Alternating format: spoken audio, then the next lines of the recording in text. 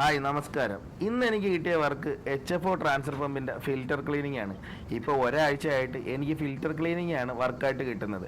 Cover അഴിക്കുമ്പോഴേ മൈൻഡിലുണ്ട് അധികം sludge ഒന്നും കാണരുത് എന്ന്. ഫിൽറ്റർ പയ്യെ മുകളിലോട്ട് വെക്കുമ്പോൾ തേർഡ് എഞ്ചിനീയർ പറഞ്ഞ് ഫിൽറ്റർ ഇപ്പോൾ ക്ലീൻ ചെയ്യേണ്ട, നീ ഫിറ്ററിനെ ഒന്ന് ഹെൽപ്പ് ചെയ്യാൻ.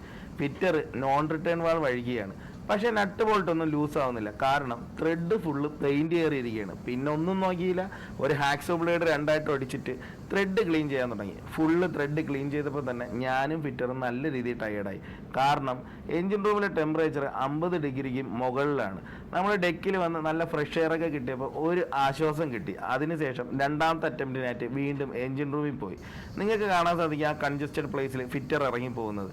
കാണുമ്പോൾ നിസ്സാരമായിട്ട് തോന്നുന്ന ജോലിയാണെങ്കിൽ ഈ കൺജസ്റ്റഡ് പ്ലേസിൽ നട്ട് ബോൾട്ടൊക്കെ അഴിക്കുന്നത് അത് ഈ ടെമ്പറേച്ചർ ഭയങ്കര ബുദ്ധിമുട്ടാണ്.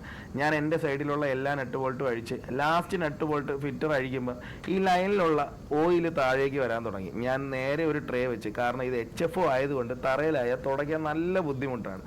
നേരെ നമ്മൾ നോൺ റിട്ടേൺ വാൾവ് അഴിച്ച് തേർഡ് എഞ്ചിനീയറിന് കൊടുത്തിട്ടുണ്ട്. ഞാൻ നേരത്തെ പറഞ്ഞതുപോലെ നിസ്സാരമായ ജോലിയാണെങ്കിലും ഞാനും ഫിറ്ററും നല്ല രീതിയിൽ ടയേർഡായി. നമ്മൾ നേരെ പോകുന്നത് എഞ്ചിൻ കൺട്രോൾ റൂമിലേക്കാണ്.